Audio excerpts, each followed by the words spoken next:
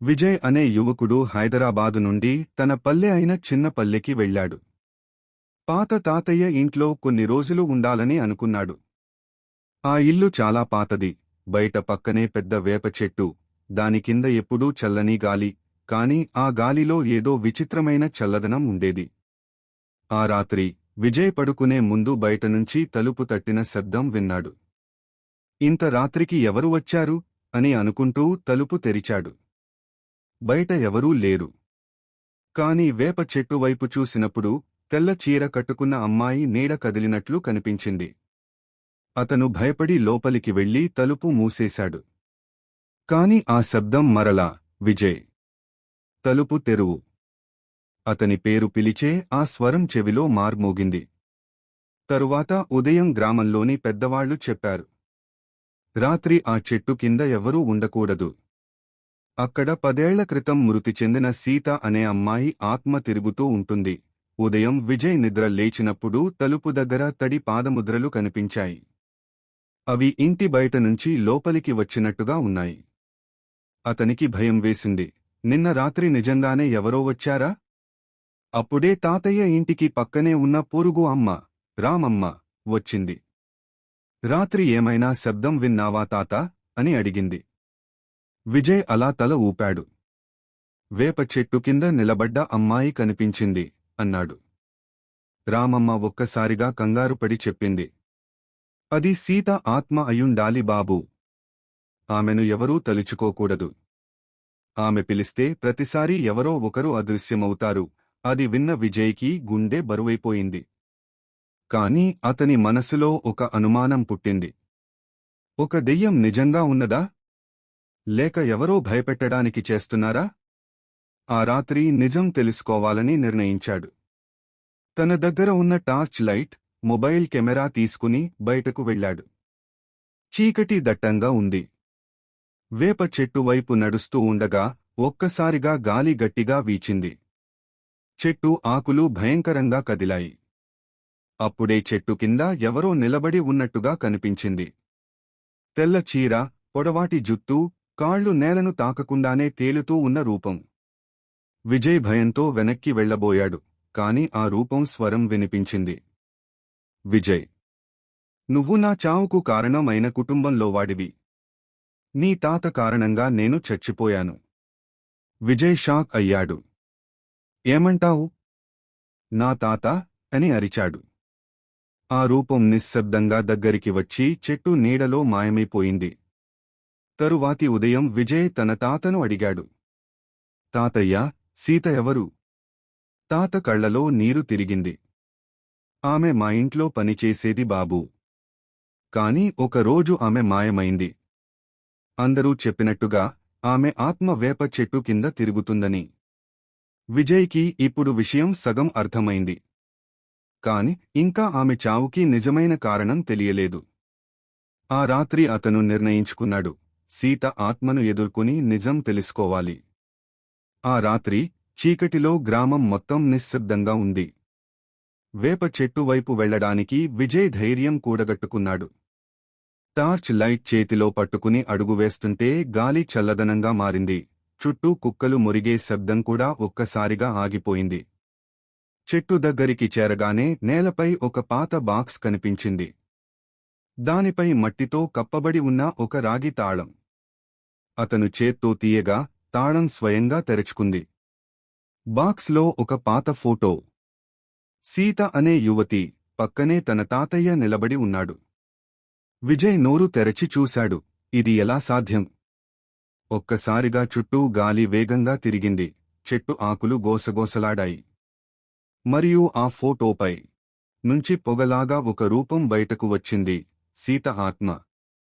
విజయ్, నీ తాత నన్ను మోసం చేశాడు.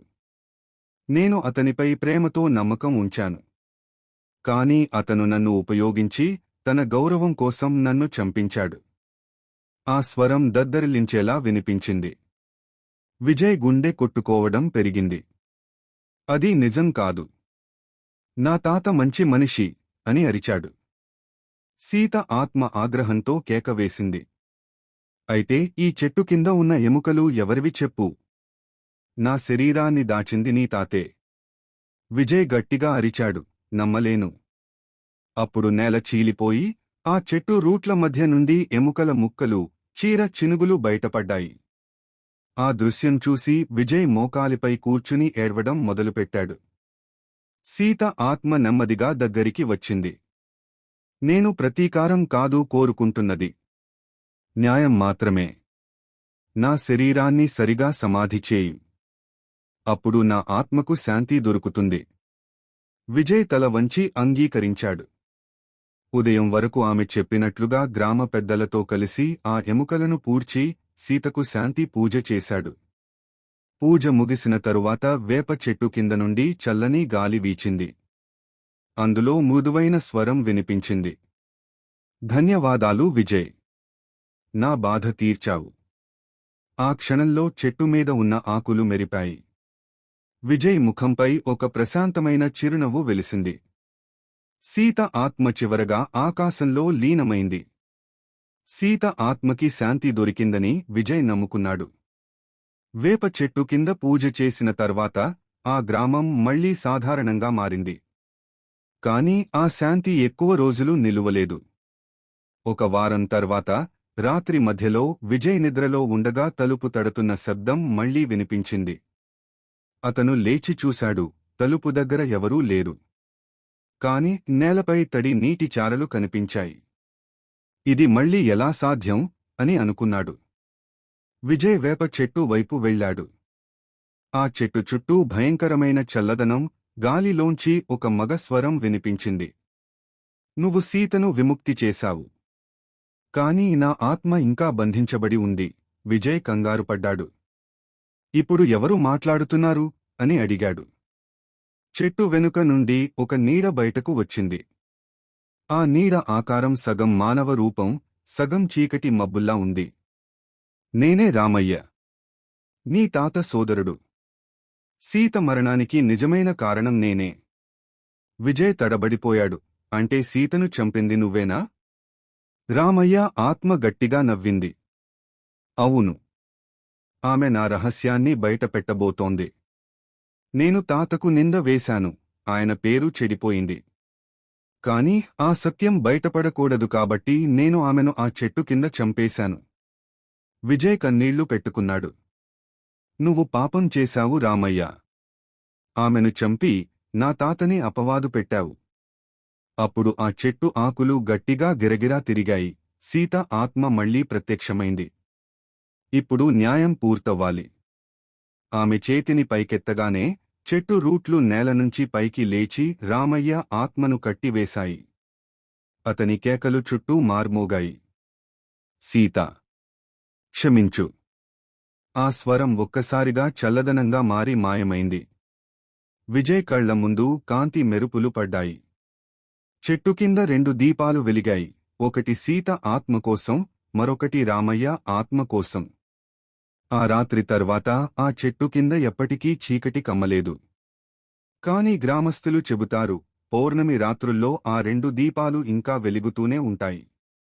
మెల్లగా విజయ్ అని పిలిచే ఓ స్వరం వినిపిస్తుందని విజయ్ హైదరాబాద్కు తిరిగి వచ్చాడు. తన పూర్వపు నిత్య జీవితానికి తిరిగి వెళ్లాలని అనుకున్నాడు. కాని అతను నివసించే ఫ్లాట్లోనే మారుమూల మల్లెలు. వంటిగది చీకటిగా మారిపోయింది. ఒక రాత్రి అతను పడకలో పడుకున్నప్పుడు గోడలమీద వేప చెట్టు నీడ స్పష్టంగా కనిపించింది. ముందు అతను ఊహించినది అది పల్లె చెట్టు మాత్రమే అని అనుకున్నాడు.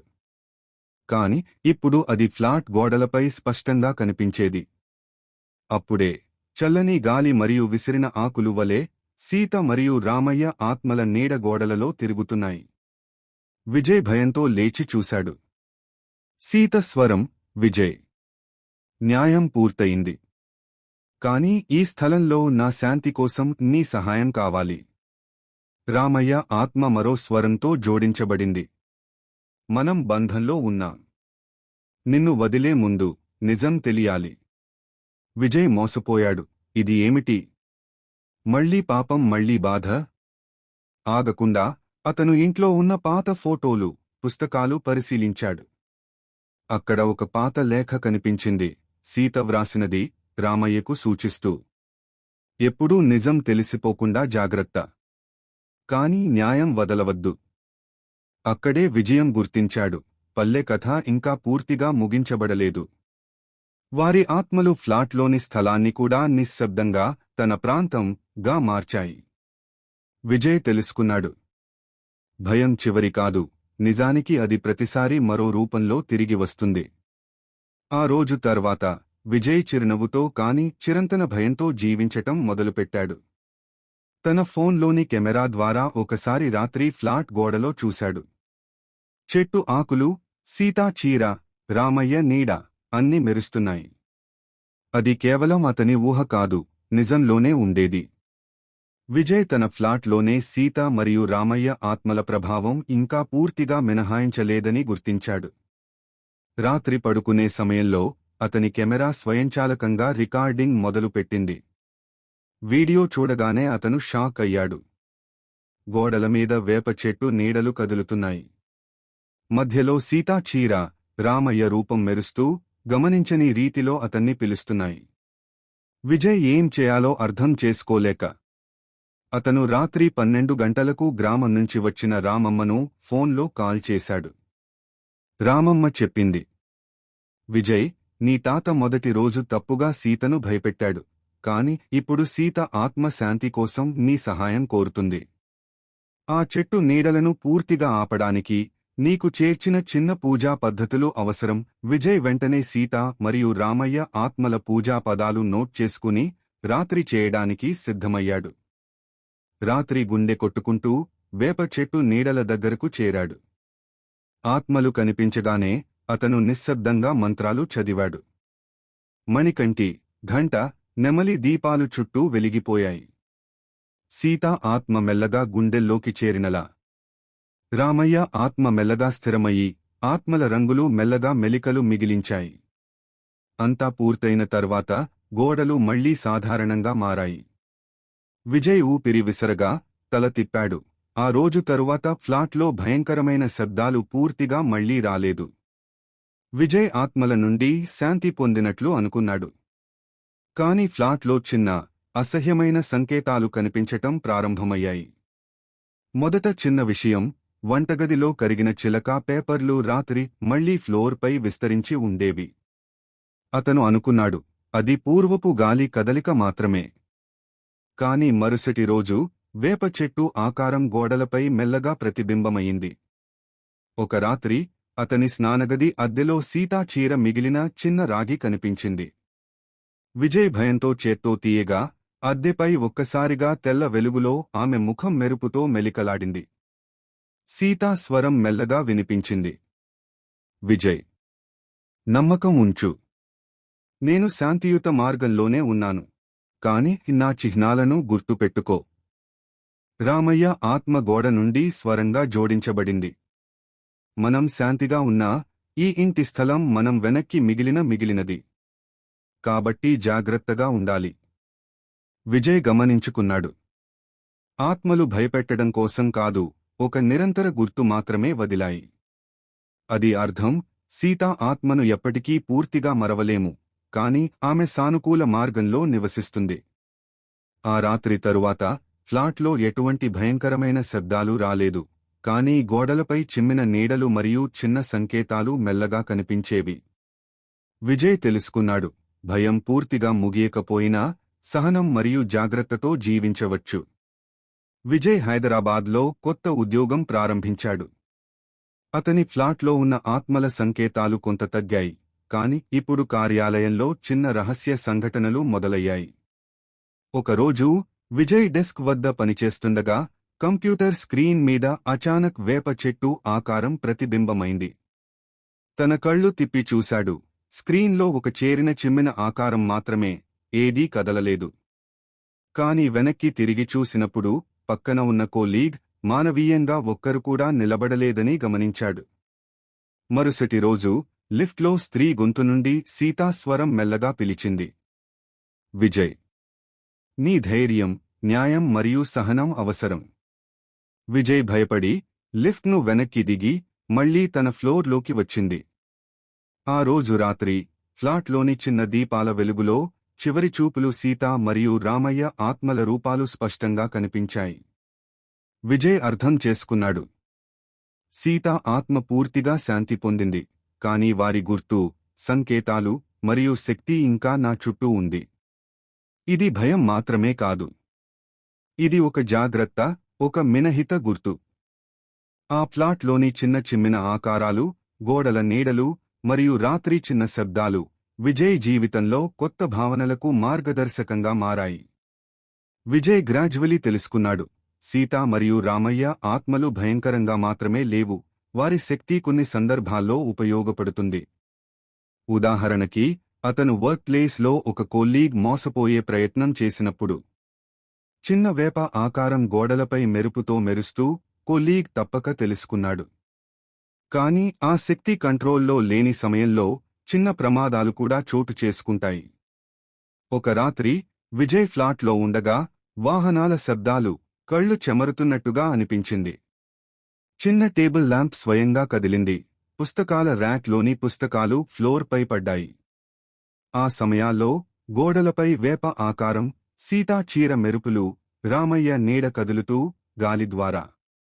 మెల్లగా ఒక స్వరం వినిపించింది, విజయ్, మాకు నమ్మకం ఉంచు, కానీ జాగ్రత్తగా ఉండాలి. విజయ్ అర్థం చేసుకున్నాడు. ఆత్మల శక్తి సరియైన ధైర్యం, జాగ్రత్త మరియు నిర్ణయాలతో మాత్రమే ఉపయోగపడుతుంది. లేకపోతే అది చిన్న ప్రమాదాలుగా మరియు ఆలోచించని భయాలుగా మారుతుంది. విజయ్ నిర్ణయం తీసుకున్నాడు. నాకు తెలుసు, ఈ శక్తి నా జీవితంలో ఉంది. భయపడకపోగా నేను దానిని సరైన మార్గంలో ఉపయోగిస్తాను. విజయ్ ఆత్మల శక్తిని తన జీవితంలో వినియోగించడం నేర్చుకున్నాడు. ప్రతిరోజూ వర్క్ ప్లేస్లో మోసపోకుండా చూసుకోవడం, ఫ్లాట్లో చిన్న సమస్యలను పరిష్కరించడం మొదలైంది. కాని కొన్ని సందర్భాలు మెల్లగా భయంకరంగా మారేవి. ఒక రాత్రి అతను ఫ్లాట్లో ఏమీ చేయకుండా కూర్చున్నప్పుడు గోడలపై సీతా చీరలో నీడలు కదిలాయి. రామయ్య ఆత్మ గోడలమీద మెరుపులతో మెల్లగా కనిపించాడు. విజయ్ భయంతో అడిగాడు, నువ్వు ఎందుకు కనిపిస్తున్నావు? సీతా స్వరం మెల్లగా వినిపించింది, విజయ్, భయపడకు. ఇది ఒక గుర్తు మాత్రమే. నిజమైన ధైర్యం, జాగ్రత్త మరియు న్యాయం ఇవి నీ జీవితం కోసం అవసరం. తరువాత చెట్టు ఆకారం గోడలమీద మెల్లగా కదిలి ఒక చిన్న దీపం గోడలమీద వెలిగింది. అది విజయ్కు అర్థమైంది, ఆత్మలు భయపెట్టడం కోసం కాదు, జాగ్రత్త మరియు మినహిత గుర్తు కోసం మాత్రమే ఉంటాయి. విజయ్ చివరగా తెలుసుకున్నాడు, సీత ఆత్మ శాంతి పొందింది, కాని తన గుర్తులు, సంకేతాలు ఎప్పటికీ అతని జీవితంలో ఉంటాయి.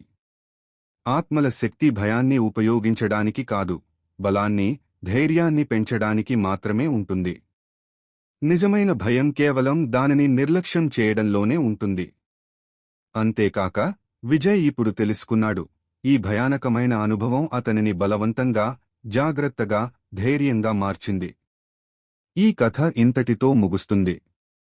ఈ వీడియో మీకు నచ్చినట్లయితే మన ఛానల్ను సబ్స్క్రైబ్ చేయండి.